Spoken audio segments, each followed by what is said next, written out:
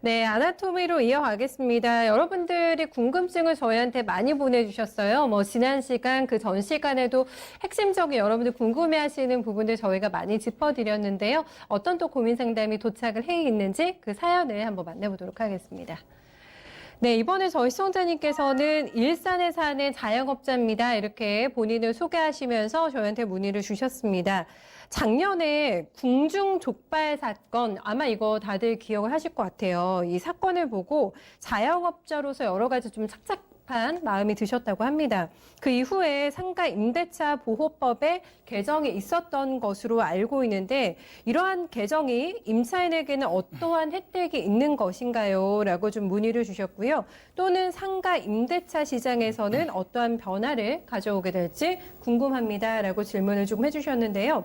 박사님, 일단 저희가 주택임대차보호법과 상가임대차보호법에 관해서 비교해서 일단 간단하게 조금 내용을 설명을 해드리고 질문 도와드릴게요. 네, 일단은 비교를 합시다. 네. 저번 시간에 이미 우리가 주택임대차법에서 살짝 좀 말씀드린 바가 공부했죠? 있기 때문에 네. 오늘은 주로 이제 상가임대차보호법에 약간 포커스를 맞출게요. 네. 큰 차이가 나진 않아요. 그래서 이제 주택임대차보호법은 이제 저번에 조금 말씀드려서 아마 읽어보시면 아실 수 있는데 상가임대차보호법을 보면 적용 대상이 상가 건물이죠. 사업자 등록이 되는 그런 건물을 대상으로 하는 거고요. 네. 일시적인 사용 임대차는 대상이 되지 않고요. 그다음에 그 보증금 초과 점포라고 했는데 네. 저게 이제 이 환산 보증금이라는 걸 이따 말씀드릴 거예요. 그 환산 보증금을 기준으로 해서 6억 1천만 원 이상인 경우는 보호 안 해. 그 밑으로만 보호해. 이렇게 됐던 것이 최근에 시행령이 바뀌어서 9억으로 올랐어요. 올랐다는 얘기는 이제 그 보호 범위를 더 넓혔다는 의미가 되죠. 네, 그죠? 네. 그래서 이제 일단 이제 환산 보증금 얘기 좀 하죠. 그래서 많은 저렇게 9억으로 올림으로써 많은 상인들이 거의 95%라고 주장을 합니다. 정부는 상인들이 이제 보호를 받게 됐다 이렇게 얘기를 하고요. 대항력이라는 것은 말씀드렸죠. 늘상 들어가서 주민등록하고 점유하고 있으면 된다. 인도가 점유죠. 물려받았다는 게 인도고 그게 이제 점유를 얘기하는 거니까. 그 점유하고 주민등록을 하면 됐는데 상가임대차보호법은 점유하고 주민이 아니잖아요. 아니죠. 네, 그러니까 네. 사업자 등록합니다. 사업자 등록은 세무서에서 합니다. 그래서 사업자 등록. 그 상가를 인도받고 네. 세무서에서 사업자 등록을 하면 그 다음날 효력을 발생해요. 네. 컨셉은 똑같고요. 네. 그 다음에 우선 변제권이 있으려면 확정일자 딱 박는다 그랬죠. 그죠? 대항력 확정일자 중요하다고 중요하고요. 하셨고. 그 다음에 임대차 기간은 옛날에 주택임대차는 2년이라 그랬잖아요. 네. 그러면서 제가 뭐라 그랬어요? 1년만 계약하고 1년 더 할까? 그래도 된다라고 그랬잖아요. 아, 그래도. 그러나 2년만 이제 채우면? 상가는 최소기간이 1년입니다. 그다음에 이제 계약 갱신은 만료 전 6개월에서 1개월 그 사이에 계약 갱신 요구를 하는 거예요. 근데 계약 갱신 요구권이라는 거는 뭐냐면은 과거에는 이게 계약 갱신 요구권이 5년이었어요. 5년 동안은 갱신을 나 임차인인데 갱신을 요구하면 내가 계속 거기서 힘을 갖고 더 있을 수가 있었어요.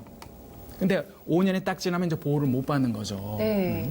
그래서 그 5년이 이제 최근에 문제가 있어서 이제 10년으로 바뀌었습니다. 그러니까 상당히 상가에 들어가서 네. 사업을 하시는 장사를 하시는 분들이 상당 기간 10년 동안 이제는 보호를 받게 되었다. 좋아진 거네요. 좋아진 네. 거죠. 네. 좋아졌다라고 봐야 되겠죠. 그렇죠?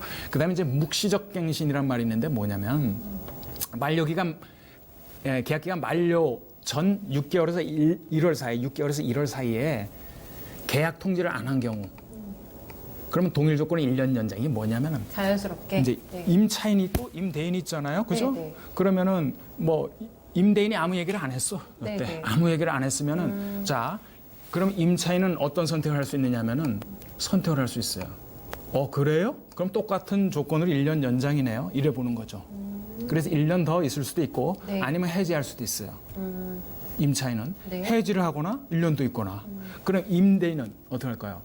해지를 하거나 1년도 있으라고 하거나 그렇게 하는 못하는 거예요. 해지를 못 하는 거예요. 해지는 누가만 할 수 있느냐면은 임차인에게만 주어진 거예요. 임차인에게만 주어지는 권리군요. 그러니까. 그게 묵시적 갱신이야. 묵시라는 건 말 안 했다는 거예요. 네, 네, 네. 알겠습니다. 주인이 말을 안 했기 때문에 네. 이제 당신은 권리가 없어. 그게 이제 묵시적 갱신입니다. 그러나 임차인은 해도 되고 안 해도 안 되고. 해도 되고. 이게 좀 뭔가 임대인과 임차인이 불균등하죠. 네. 권한이. 이것을 그러네요. 편면적 강제 규정, 우리 법에서는 그래. 편면적 강제. 그러니까 약자만 더 이렇게 보호하는 규정이에요. 이게 노동법도 약간 그런 게 있어요. 편면적 강제 규정이에요. 그렇게 이제 구성이 돼 있는 게 네. 묵시적 갱신이에요. 그래서 갱신. 임차는 언제든지 계약 해지 가능하고 1년 더 가든지 해지하든지 마음이야. 그렇게 되는 거고요. 임대인에게 뭐 해지입니다 그러면 3개월 후에 바로 효력이 발생한다. 이런 것이 이제 묵시적 갱신이라는 얘기고, 월 차임 인상은 매년 이제 차임이 월세가 늘어날 거 아니에요. 그것이 지금까지 9%였는데 5%로 이제 똑같아졌어요. 주택임대차 보호법상. 그래서 네. 1년 이내 이제 재 인상이 이제 불가능해졌다. 그다음에 월 차임 전환이라는 것은 뭐 보험 이 전세금을 월세로 이렇게 바꾸는 건데 임의적으로, 그러면 이런 최소한의 제한 규정이 있다. 뭐 그런 내용입니다. 하여튼 이런 게 이제 상가임대차 보호법의 기본적인 내용이 되겠습니다. 네, 약간 조금 다른 것도 있고 저는 이거를 이제 중점적으로 해서 저희 시청자님 질문에 포커스를 맞춰서 보면 될 것 같은데. 자영업자니까. 그러니까요. 네, 이 우선 변제권이라는 게 상가 임대차 보호법에도 적용이 되네요. 네. 네. 주택임대차 보호법 저번에 우리가 우선 변제권 얘기했죠. 네. 최우선 변제권을 얘기했는데, 최우선 변제권이라는 것은 뭐냐면은 우리가 물권이라고 하는 것은 장유유사라 그랬어요. 나이 가지고 싸운다 그랬는데 나이 필요 없다 그랬잖아요. 맞아요. 나이 필요 없고 무조건 이만큼은 보호해줘. 이거는 사회보장이야. 사회보장적 성격이기 때문에 무조건 이것만 보호해줘. 그런 개념인데, 서울에 이제 1억 1천만 원 소액보증금 이하인 사람은 3,700만 원까지 해줄게. 이게 전법 내용이잖아요. 네. 그럼 이제 상가임대차를 봅시다. 상가임대차도 있어요. 상가라고 안 해줄 이유가 뭐가 있습니까? 그쵸. 다 지금 서민인데. 네. 주택은 우리가 최소한 머무는 공간이고, 상가는 우리가 먹고 사는 공간이기 때문에 그렇죠. 네. 보호해줄 필요가 있는데, 보호 기준이 소액 보증금이 아니라 저 보호 대상 금액이라는 게 있어요. 아, 여기요? 저 기준으로 보라는 거예요. 아, 저 네네. 기준 아래에 있으면은 이런 혜택 주고, 저 넘어가면 혜택 안 주겠어. 이런 뜻인데, 아, 네, 요 금액에 저 보호 대상이 맞춰줘야 뭐냐? 되네요. 이게 바로 환산 보증금이라는 거예요. 자, 환산 보증금 뭐냐면은 네. 보증금 더하기 월세 곱하기 100 이렇게 되는 거예요. 네? 그러면 보증금이 1,000만 원인데 월세가 10,000원이면 환산 보증금 얼마겠어요?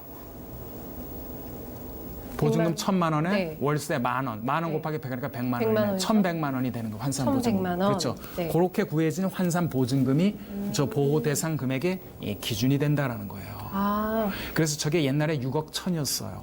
근데 최근에 그 시행령이 바뀌어서 9억까지 확 올렸어요. 그래서 이제 많은 상인들이 혜택을. 이 상가 임대차 보호법의 최우선 변제 혜택을 받게 되었다. 네. 그것도 뭐 굿뉴스라고 하겠죠, 그렇죠? 그러네요. 네. 이 환산 보증금의 그 크기, 액수에 따라서 보호 범위가 좀 다르다고 하는데 어떻게 좀 다른 건지 그거에 좀 자세하게 그거 좀 설명 더 봅시다. 해주세요. 뭐? 네. 요 정도만 알고 있자고요. 환산 보증금이 높다라는 얘기는 돈도 좀 많고 자금력도 있고 네. 이 사회에서 힘도 좀 있다라고 규모가 보는 거 좀 크다라는 아니겠어요? 거죠? 그래서 네. 대항력이라는 건 뭐 당연히 이제 인정을 해주고, 네. 계약갱신 요구권 10년이라는 것도 그들도 상인이니 인정해주겠다. 네. 3기 차임 연체 시 계약 해지, 이거는 뭐 다 똑같은 거고, 이게 뭐냐면은 임대인한테 힘을 준 거잖아요. 3기 차임 연체 시 계약 해지. 아니, 3번이나 월세를 안 내? 그러면 뭘 임차인이 주장을 해요. 월세도 안 낸 입장에서. 자동 계약. 그래서 여기서 3기라는 건 3번 영업허 냈다는 의미가 아니라 네. 2번 내고 한참 있다 한 번 내도 3기예요. 아, 그래요? 그래서 3기 하여튼 그 월세를 안 내게 되면 그거는 치명적이다. 치명적인 그거 합계로 봐야 되는 거죠. 연속성의 그렇죠. 문제가 아니네요. 그렇죠. 네. 여기까지는 이제 다 똑같은데 네. 그 밑으로는 달라요. 그러니까 다시 말해서 우선 변제권, 최우선 변제권, 이거는 자기의 보증금을 보장받기 위한 거잖아요. 뭐 그런 것까지를 돈 많은 사람한테 뭘 보장을 해줘, 이렇게 보는 것 같아요. 아, 그래서 혜택 안 주겠다는 거고. 네. 임차권 등기 명령이라는 거는 네. 임차권 등기 명령 그거잖아요. 내가 딱 끝났는데 돈을 안 줘, 나가야 되는데. 네.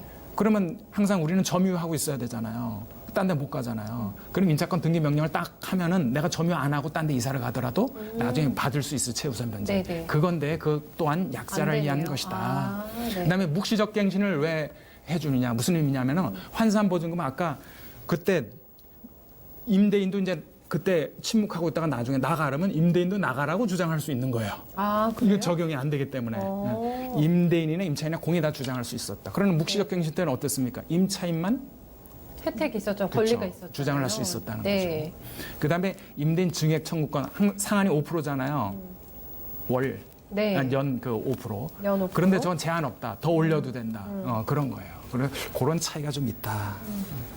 네. 그게 좀 차이가 되겠습니다. 네, 이렇게 해서 저희가 주택에 이어서 상가 임대차 보호법에 대해서도 개념이 조금 명확하게 섰습니다. 네, 저희 시청자님께서 그 초반에 질문을 주신 게 궁중족발 사건을 보고 이렇게 얘기를 하셨는데 아마 얼핏 맞다 이런 사건이 있어서 기억을 대충은 조금 끄집어내실 수 있으실 것 같은데 그걸 좀 봐주세요. 어떤 사건인지. 저기 네.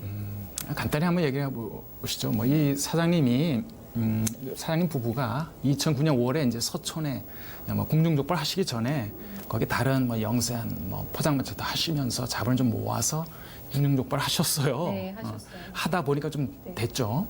그때 보증금 3천만 원에 월세 263만 원이었습니다. 그때 개업을 했고요.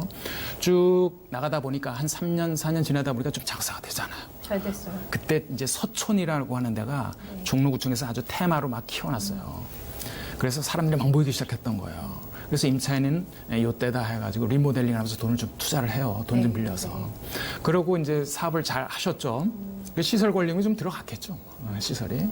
그러다가 2015년 5월에 조금 주인이 이제 보증금 3천에 월세 297만 원, 한 34만 원 올렸네. 별로 안 올리셨어요.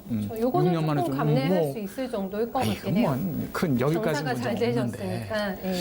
이분이 저렇게밖에 안 한 게 보면은 바로 몇 달 있다 물건을 팔아버리려고 그랬던 거 건물을 아닌가. 매각하셨어요? 그냥 네. 팔아버릴 거 굳이 올리나 혹시 그런 거 아니었나 싶어서 2015년 10월에 건물 매각을 하게 됩니다. 네.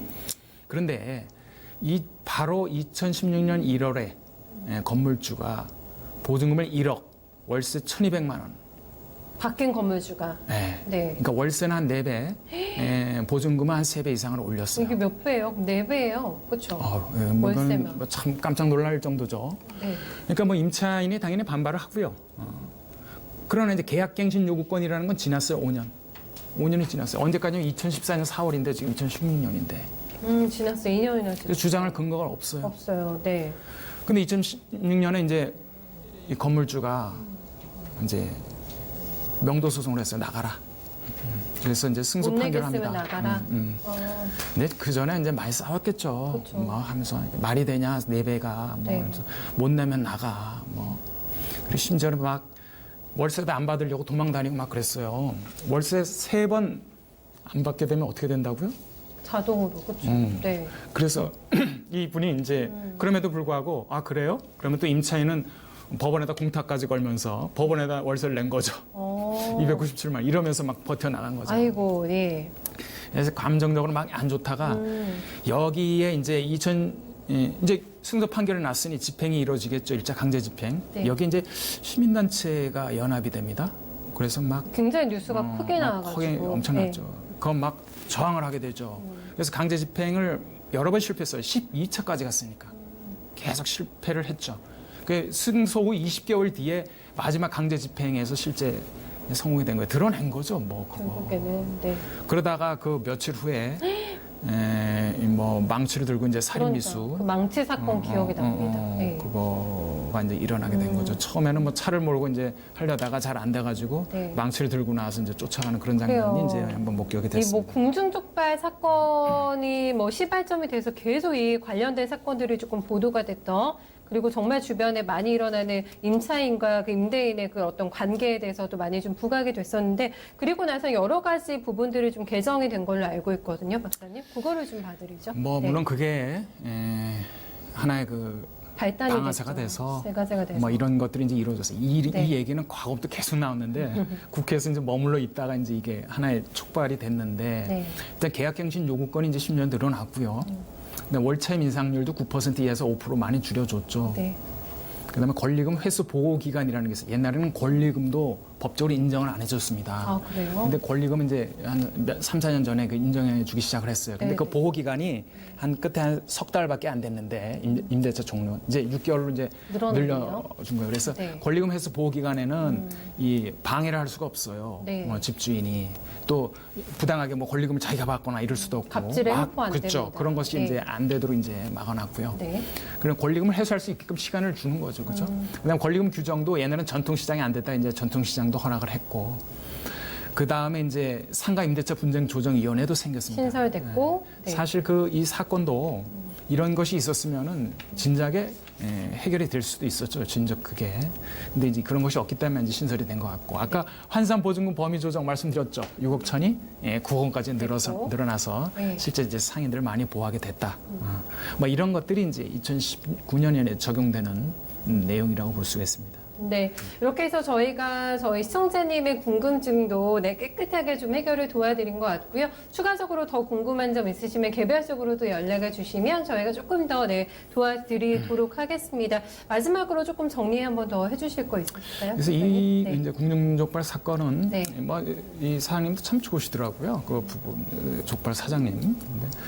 근데, 그러나 이제 그 임대인은 임차인이 신규 임차인을 확보할 시간을 좀 배려할 필요가 있지 않았을까. 본인은 거기 투자한 금액에 대해서 좀 권리금을 좀 받고 나갈 시간을 요구를 했던 것 같은데 그냥 밀어붙여서 그런 측면이 좀 있었던 것 같고, 또 임차인은 사실상 임대인이 뭐 법적으로만 했으면 문제는 없죠. 신령한 사업을 통해서 본인이 이제 확보한 당고를 유지하기 위해서는 내가 나갈 때도 됐다. 이제 법적으로 보호할 기간도 넘어갔다 싶으면은 판단을 좀 하셨을 필요가 좀 있지 않나. 이사를 좀 간다거나. 그렇죠. 네. 그래서 이제 권리금 일부를 좀 포기하더라도 주변의 사업장을 물색하는 것도 염두에 둘 필요가 있지 않았을까. 이런 생각이 듭니다. 그래서 이제 하여튼 이거로 촉발이 돼서 2019년에 말씀드린 대로 계약갱신 요구권이 늘어났고, 월차임 인상률도 줄어들었고, 권리금 회수 보호 기간도 뭐 늘어났고, 임차인은 이제 유리하게 개선이 된 건 맞긴 해요. 그러나 이제 결론적으로 보면 이게 법에 의해서 무조건 보호하는 것은 우리 수요 공급의 경제적 원리의 자율성을 좀 약간 망가뜨리는 게 될 수가 있어요. 그런 그래서 측면에서도 볼 이제 수가 있고. 법에 대한 제약이 능사는 아니다. 다른 부작용 양산을 갈 수 일례로 이런 거죠. 10년 동안 있게 되면 나중에 10년 후에는 월 차임이 몇 배 뛸 수도 있어요. 향후 10년은 잘 못 올리니까. 뭐 그런 현상도 일어날 수가 있다. 갭이 커질 수가 있는 것이고. 그렇죠. 네. 뭐 하여튼 뭐 그런 측면이 있습니다. 시장 경제 원리가 가장 중요하지 않나 이런 생각이 듭니다. 네, 저희 그럼 마지막으로 다음 시간을 조금 예고를 해주시면서 오늘 순서 갈무리 지어볼까요, 선생님? 다음 시간? 네. 뭐 오늘 뭐 복리 플랜도 얘기했고, 해봤고, 그다음에 이제 상하임대차 보호법에도 얘기를 했는데. 이제 계속 이제 진도를 더 나가서 이제 권리 분석이라는 거를 좀 배워봤으면 해요. 권리 분석. 우리가 지금까지 쭉 지나왔던 게 스텝 바이 스텝 이렇게 올라가는 과정이거든요. 그래서 권리 분석이라는 게 이제 부동산 거래 시 부동산 권리에 이제 문제가 없는지를 분석하는 것이 이제 권리 분석인데, 우리가 어느 정도 좀 기초가 사실 생겼거든요. 그래서 이제 권리 분석이 이제 막 이해관계자가 많아가지고 쉽지는 않은 경우가 있긴 한데, 네. 우리가 뭐 당장 뭐 경매 최고수가 되겠다는 그런 접근은 아니고, 네. 내가 가지고 있는 네. 재산을 지킨다는 그런 네. 의미에서 이제 스텝 바이 스텝 나가자. 네. 그런 측면에서 이제 다음 시간은 권리 분석 어떻게 하나라고 하는 주제로 한번 방송을 준비하겠습니다. 네, 권리 분석 다음 주 주제입니다. 관심 가지고 꼭 다음 시간에도 찾아주셨으면 좋겠습니다. 박사님 오늘 고생 많으셨어요. 네, 감사합니다. 네, 신현철 박사와 함께한 오늘 머니맨 여기서 저 인사드리도록 하겠습니다. 내일은 저희 부동산 토지편으로 6시에 다시 찾아오니까요. 내일도 많이 찾아주세요. 저 인사드리겠습니다. 고맙습니다.